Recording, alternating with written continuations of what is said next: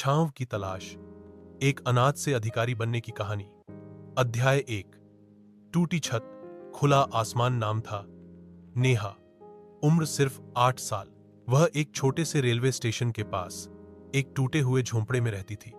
मां उसे जन्म देकर चल बसी और पिता ने उसे एक दिन छोड़कर कभी वापस नहीं देखा। अब नेहा अकेली थी, एक बच्ची जिसका कोई नहीं था, सिर्फ खुद की परछाई। वह दिन में स्टेशन पर लोगों के जूते पॉलिश करती और रात को एक मंदिर की सीढ़ियों पर सोती।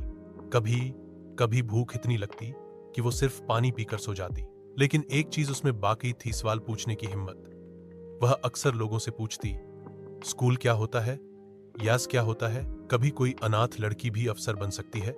अध्याय 2। किताब की शुरुआत। एक दिन नेहा को स्टेशन के पास एक फटे हुए अखबार में लिपटी किताब मिली। किताब थी भारत का संविधान। शब्द बहुत भारी थे, लेकिन उसमें कुछ वाक्य उसने रट लिए। हम भारत के लोग सामाजिक, आर्थिक और राजनीतिक न्याय सुनिश्चित करेंगे। उस दिन से संविधान उसका धर्म बन गया और किताब उसका मंदिर। स्टेशन मास्टर की बेटी आरती दीदी ने उसे देखा और अपने घर से पुरानी किताबें और स्लेट लाकर दी। नेहा अब हर रोज स्टेशन की दीवार के नीचे पढ़ती थी। अध्याय 3। अनाथालय और आत्मबल। आरती दीदी ने नेहा को शहर के एक अनाथालय में दाखिल करवाया। वहां जीवन थोड़ा बेहतर था, छत थी, खाना था और सबसे बड़ी बात, स्कूल।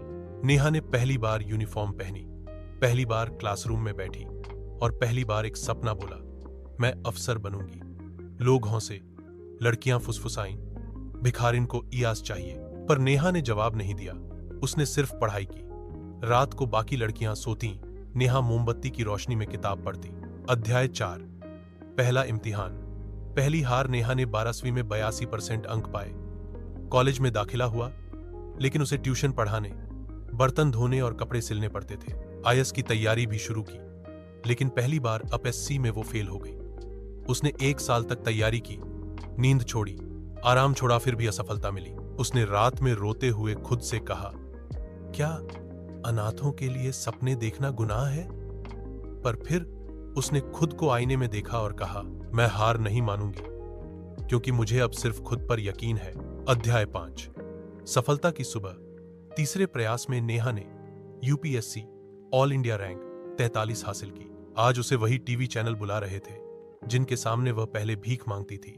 जब प्रेस कॉन्फ्रेंस में एक पत्रकार ने पूछा, आपके लिए सबसे मुश्किल समय कौन सा था, उसने कहा, जब मुझे खुद पर शक हुआ था, वही सबसे मुश्किल पल था।